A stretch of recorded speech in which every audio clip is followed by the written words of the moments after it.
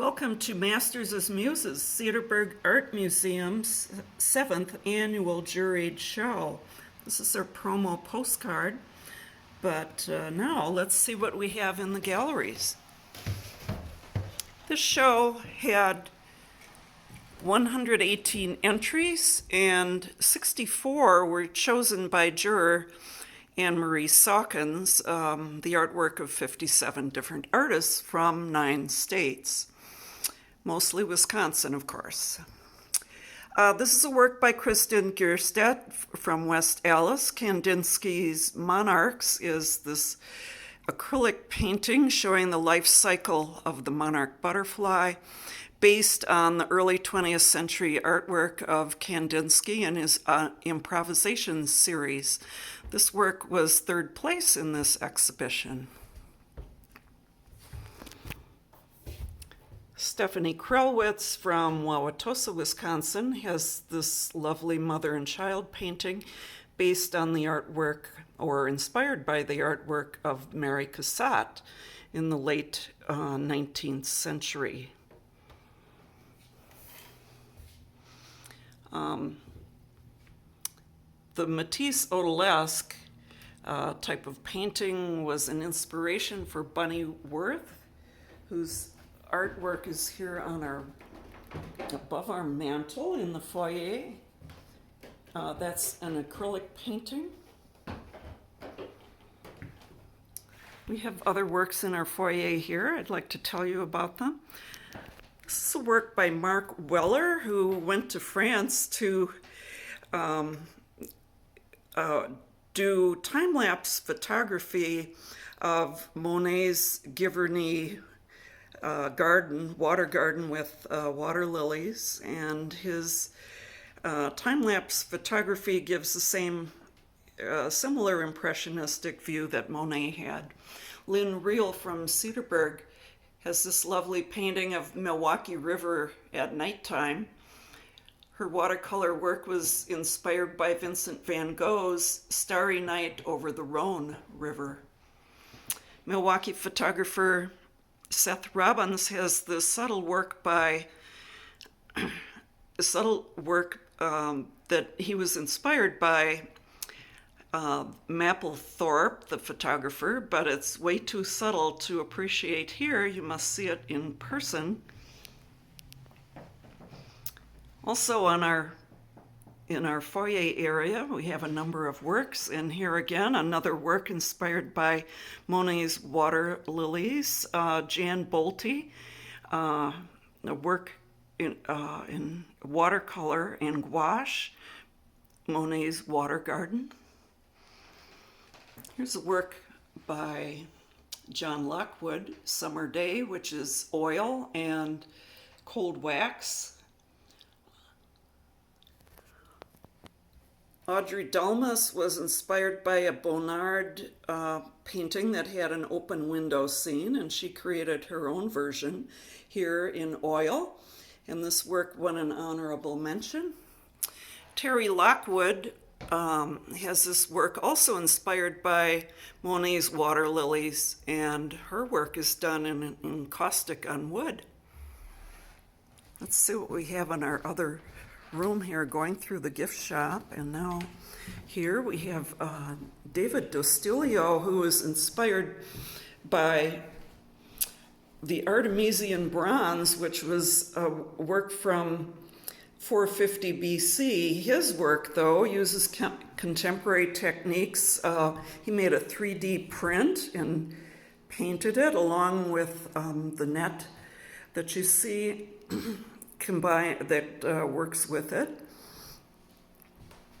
2 works here were inspired by artwork by Georgia O'Keeffe. The lower one by Dee Remke from Franklin, Wisconsin, her work called Summer's Passage, and Catherine Wedge in the work above called Rose of Sharon, also inspired by one of the floral works by Georgia O'Keeffe in the early 20th century. This is a lovely wall of landscapes. Brenda Peterson found inspiration in Monet's fields of poppies in this work.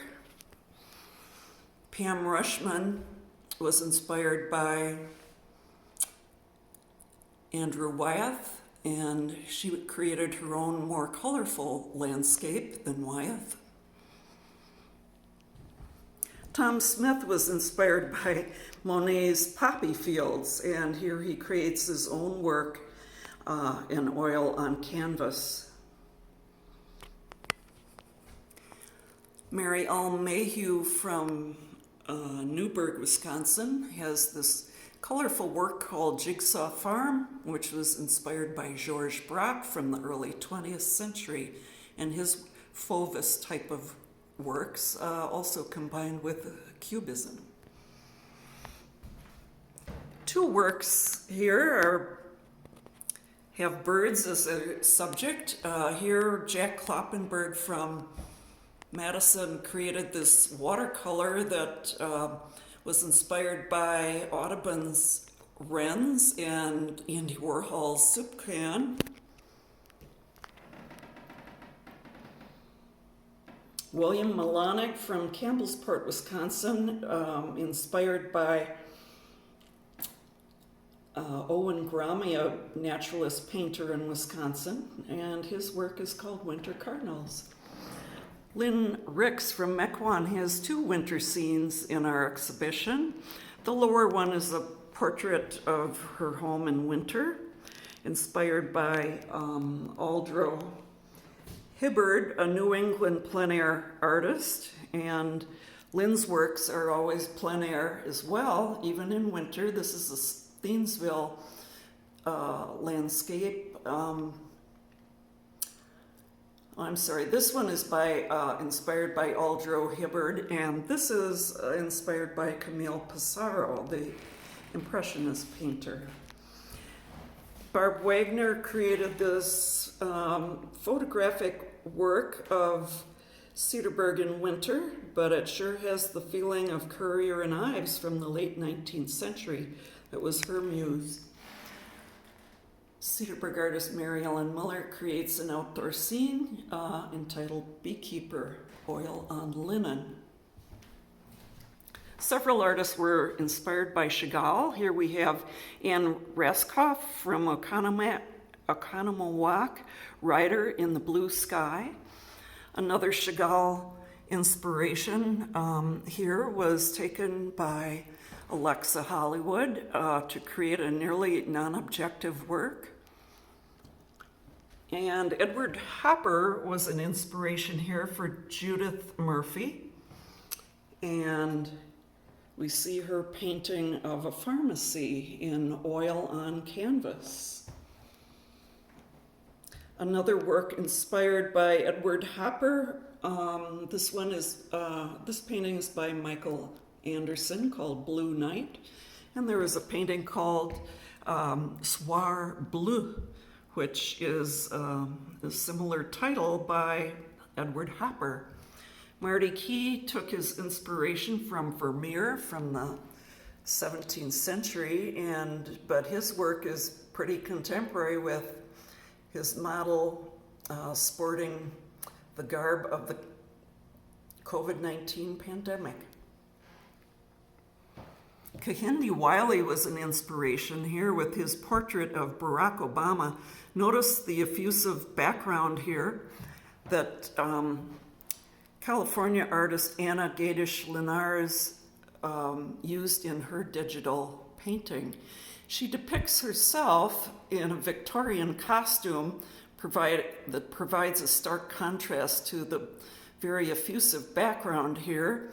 Her figure is demonstrating a remembrance of the women's 100th anniversary of the right to vote for women, also the 2020 election, and our COVID-19 pandemic all in one work, which garnered her Best of Show award.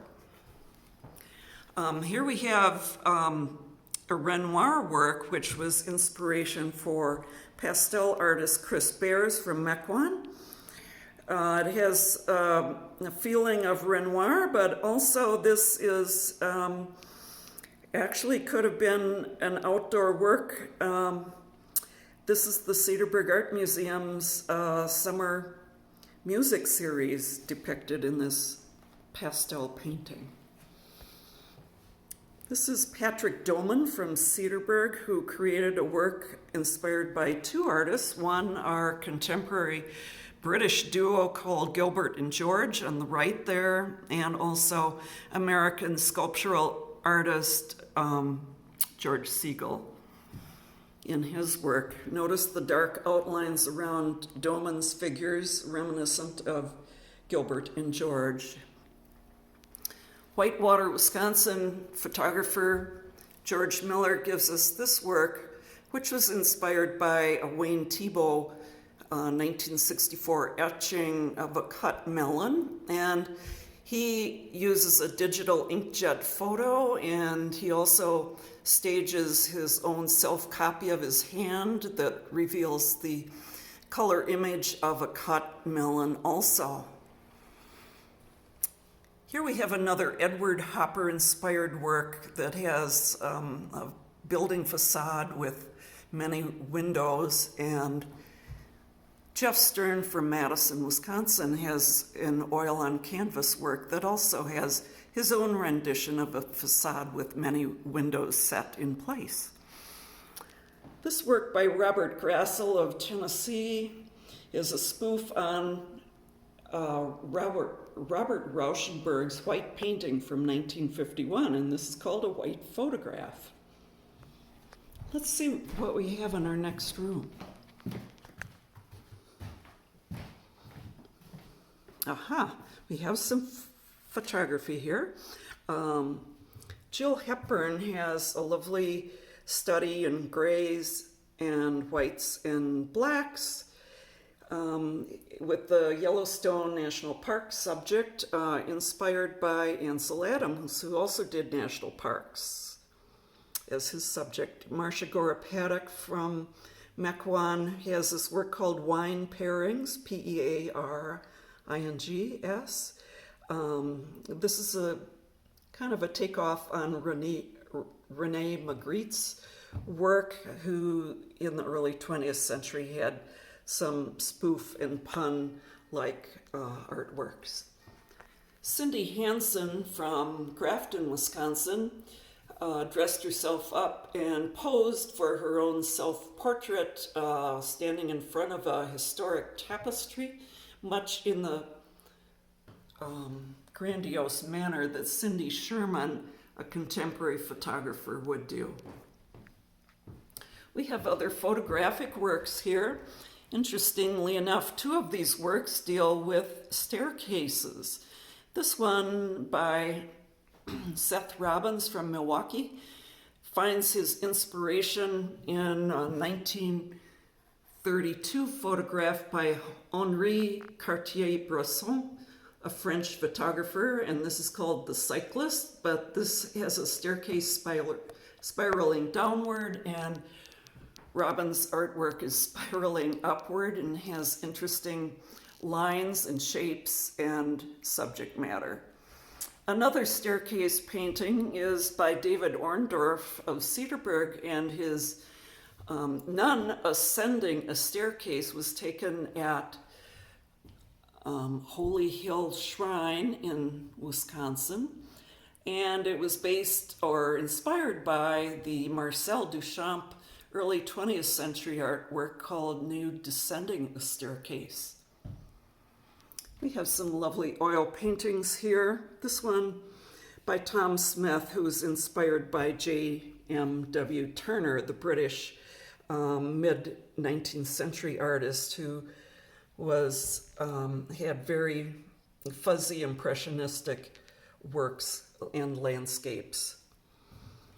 This one, Diane Pepe of Philadelphia, takes her inspiration from Richard Diebenkorn in the mid-20th century for this non-objective study of colors, shapes, and flat forms. Susan Hale from Cedarburg, Wisconsin, has this lovely work that was inspired by British artist David Hockney, who had boldly colored plains in his landscapes, and Susan enjoys painting the Wisconsin landscape with similarly bright and daring colors. Notice the lovely cloud embellishment in this as well.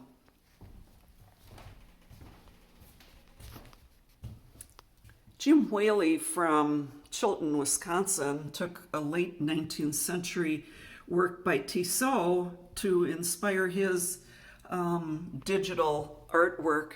He used the same girls in a boat, but then had an entirely different composition for his large work. Oh, this is interesting. This is a sculpture by Ronald Gonzalez from New York State. It is a found object and metal sculpture. It's kind of a visual pun because he has a child's guitar here and other found objects that together form a figurative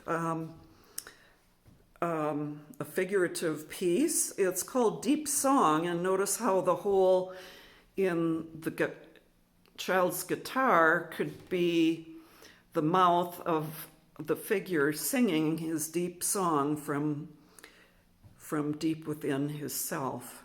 This work garnered an honorable mention in this show. This work by Norhan Chamo from Massachusetts was inspired by the repeating patterns in a Gustav Klimt work from the early 20th century. And Barbara Vader from Middleton, Wisconsin, it was inspired by a landscape by George O'Keeffe in her work called Peternel at Nightfall, an oil painting based on the area where George O'Keeffe lived and worked in New Mexico. May Klish from Shorewood, Wisconsin, used a 19th century artwork as her inspiration, and also a family photo that she turned into an oil painting, kind of showing us how there's immigrants have difficult transitions into American culture. This is a work by Vera Pasternak of Miami, Florida, who did her own cut sunflower painting in very strong strokes and interesting colors based on Vincent van Gogh's own cut sunflower painting. Here's another work that the inspiration is Matthew Pryor with his portrait of children and dogs, and Cedarburg artist Nancee Ariagno uses punch needle embroidery to create a portrait of a girl with her dog, much like the early American folk artist. This wall is showing portraits as well, self-portraits in some cases. Paul Burmeister from Waukesha has this work called American Self-Portrait. Jerry Steingraber from Mequon, Wisconsin has a portrait in the style of Vincent van Gogh, even down to the point of a similar straw hat that Van Gogh used in one of his self-portraits. Pam Eader from Cedarburg, Wisconsin uses color fields much like Gabriela Munter in her acrylic painting. Denise Lauren from Illinois has a work inspired by Mondrian, but she creates her own realist portrait in it as a contrast to the non-objective color pattern behind.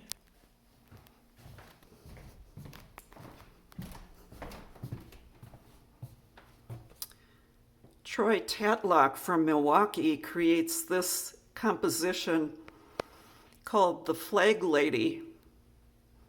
It's loosely based on the Milwaukee Art Museum work called The Wood Gatherer by Jules Bastien Lepage from the late 19th century. Similar composition, but new subject matter. Oil painting.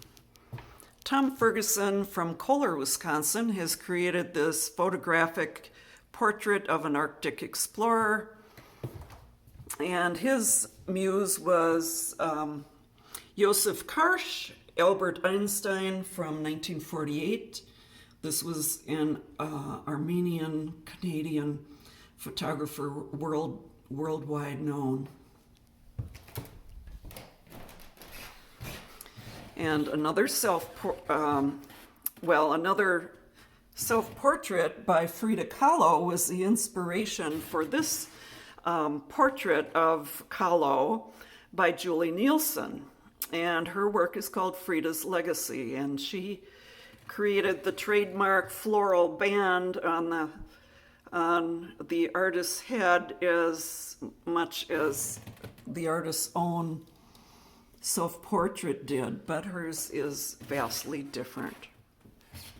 Speaking of self-portraits, Ellen Anderson from Mequon created this painting as if her dog is taking a selfie of himself, much in the style of Rembrandt's self-portrait with the velvet beret from the 17th century. David Williams from Madison creates this work, including a self-portrait in it, but his inspiration was Hieronymus Bosch from the 1600s and how he painted doom and gloom, end of Judgment Day type of pictures, and he also has this unusual bird-like creature in here, which was from another etching from several centuries ago. And Mary Mendla from Grafton has a very ethereal work based on the artwork of the British artist Turner, who did impressionistic paintings before Impressionism was a real thing. This work by Joseph Miller from Buffalo, New York is a painterly work and photographic work that took its inspiration from an earlier naturalistic painted artwork.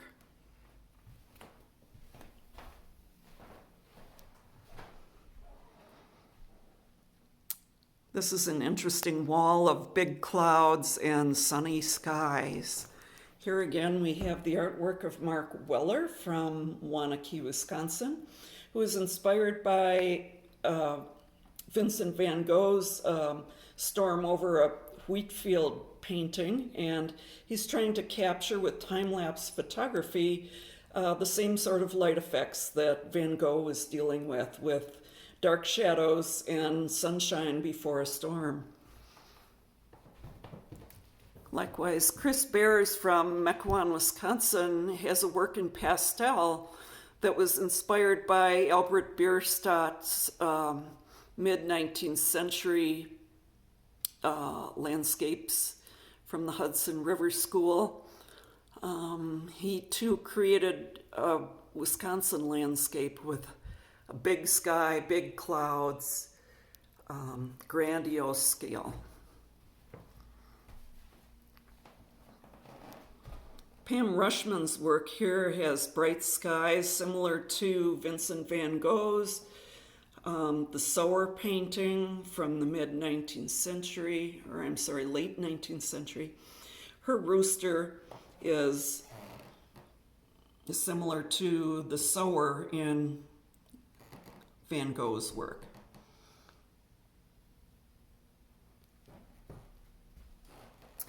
Susan Hale's work is inspired by the artwork of John Stuart Curry, a Wisconsin artist from the 1930s and 40s who also had big clouds in his landscape and had a love of the Wisconsin landscape. And Susan also loves to paint the Wisconsin landscape, many times with brightly colored fields and billowing clouds like this.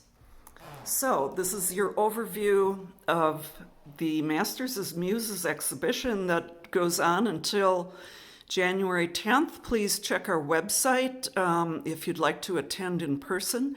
Most all these works are for sale and might make wonderful gifts.